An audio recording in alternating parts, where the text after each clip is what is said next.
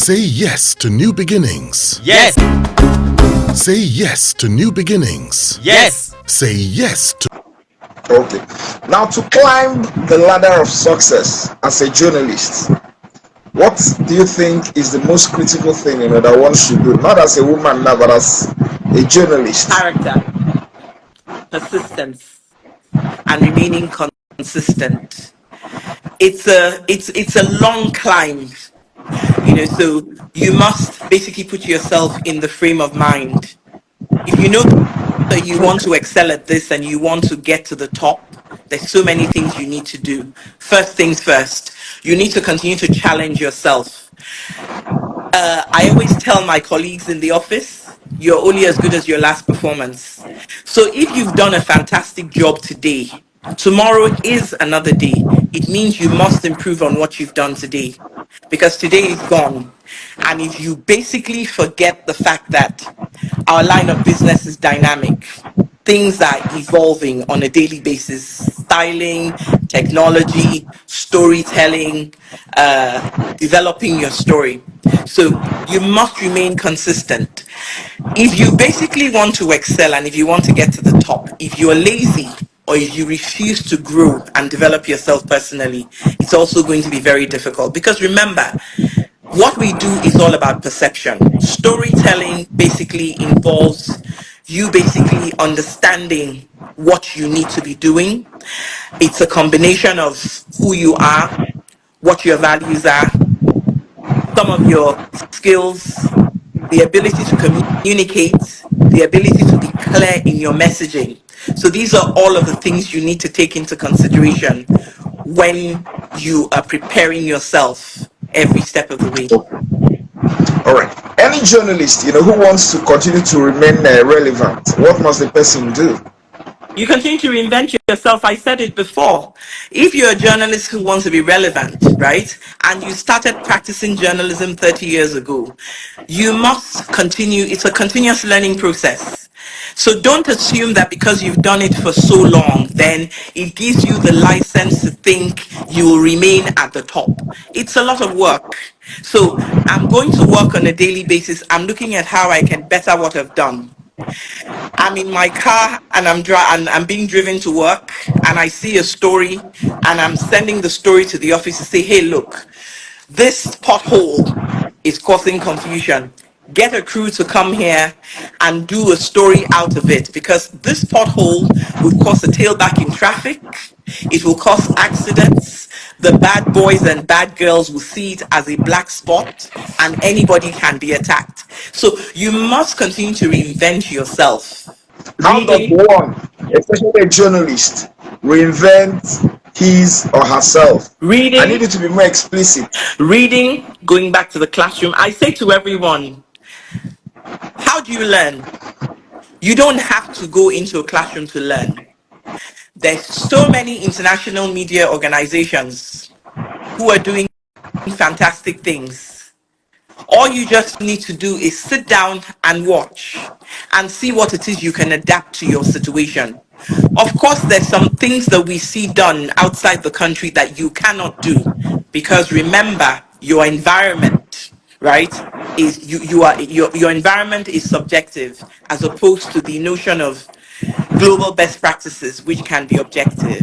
You understand the dynamics of Nigeria.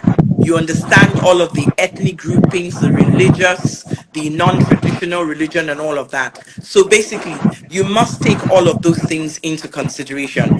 What does it mean to reinvent yourself? Practice makes perfect. So if you've told a story today, one of the things you need to learn to do now is to get feedback and ask people, this was my report yesterday, this was my interview yesterday, what would you have wanted to see? Did you see what you thought would have made a fantastic outing? And if you didn't, how do you think, as a viewer, what I had done can be improved on? So that's what I mean by reinventing yourself. Okay.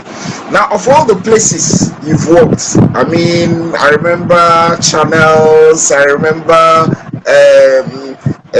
Silverbird, I remember TVC. Where did you have the fondest memory or memories, and why? Ah, you want to put me in trouble. Okay, everywhere had different memories. Remember, I cut my teeth at Channels Television, so it was at Yeah. Channels Television. It was a learning experience. When I left Channels Television, I set up Silverbird Television as a news arm. After I left Silverbird Television, I was invited by Minaj Broadcast International to turn around the station. Now, at Minaj Broadcast International, if you remember, Minaj was basically off the air and they had gone into some management consultancy contract with an organization. And so I was brought in to basically revamp news operations and all. And Minaj was just something totally different because it was building again from the scratch and working with people who had been there for so long and even when the operation shut down had not left. So Minaj was basically a close-knit family where even when things went south, a lot of people were still very, very connected to Minaj. At some point in working in Minaj, I had to go and live in Obosi. I had never been to Obosi before, and Obosi was basically foreign territory to me. But the fact that it was just work, so one was in Obosi and one was doing everything one could then, and we basically pioneered some of the technology that you're seeing in a lot of media organizations today. So at Minaj, we had the innovations and we were able to introduce all sorts into it. And I remember that at Minaj, at one Media Merit Award, we won about 7 awards, including Station of the Year, Production of the Year, Newscaster of the Year, Reporter of the Year, and all sorts of things. So every Okay. media organization has held fun memories for me. So if you ask me to pick one, it's going to be extremely difficult. Okay, now considering all the novel ideas, that Minaj introduced and everything, what do you think, or what eventually happened to Minaj, because it refused, or it didn't fly, as high as Silverbird, Channels, TVC, and Co. I mean, considering also the critical role that you played in that organization, what would you say happened?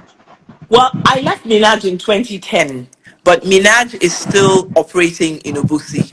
Lagos operations were shut down, but like, hey, I don't speak for Minaj. I've been out of there 14 years, and so I wouldn't want to say what I really do not know. But like, I know that when I left Minaj, Minaj was still very much in operation, not in Lagos, but basically in Obusi, where it was Okay. headquartered.